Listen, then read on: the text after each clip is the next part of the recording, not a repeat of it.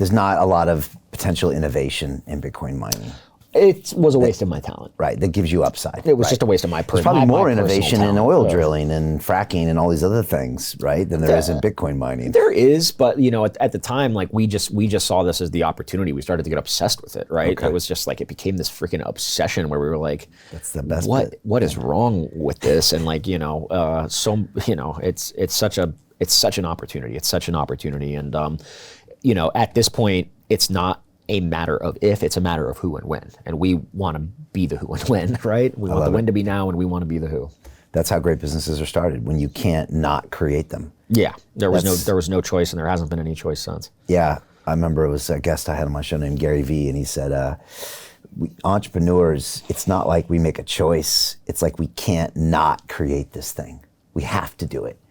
And that's how you know if you're an entrepreneur. Yeah. It's not like you're necessarily looking for an idea or you have nothing better to do. It's like, I have to make this thing happen because it's so necessary and I'm obsessed with it and I want to see it become real. Yeah, it has to come to life. And we believe, like, so many people who are, come from the traditional energy trading or derivatives trading industry, right? Like they have horse blinders on, right? They wouldn't see the solution the same way that that we do. Definitely not. And they would have no crypto blockchain experience, so they would never probably even to think, because you got this one asset on chain, which is Bitcoin and Ethereum or whatever, and then you're using the energy to get it, and you're like, well, wait a second, this makes no sense.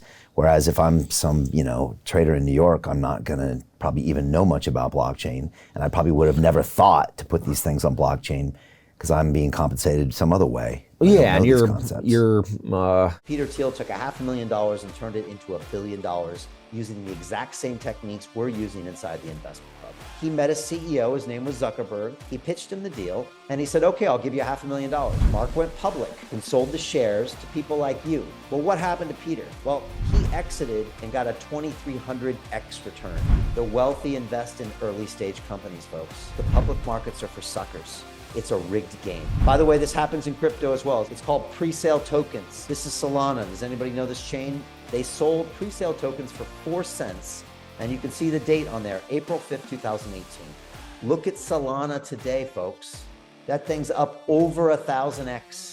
The media and Wall Street and all these hype people get you to buy the top. Meanwhile, they put their clients in at the bottom and they use you for liquidity to make their clients rich. You can play this same game. You just have to have the financial education and the deal flow. That's it. As if you live that life, you're indoctrinated into the status quo. Like you have these horse blinders on where your field of view is not as wide as somebody who has fresh eyes. It was funny when I started on Wall Street, it was like September 93. And I got sat down and they explained to me what the US Treasury yield curve was and how the Fed could adjust short rates. This is before they could adjust long rates. And everything they did would just determine everything. And I wasn't taught this at business school, by the way. I wasn't taught this at Sloan and MIT. And I just accepted it as true. I never said, what's the Fed? Is the Fed even part of the government? I didn't ever ask these questions. And you just, like you said, you get indoctrinated. This is the way the world is.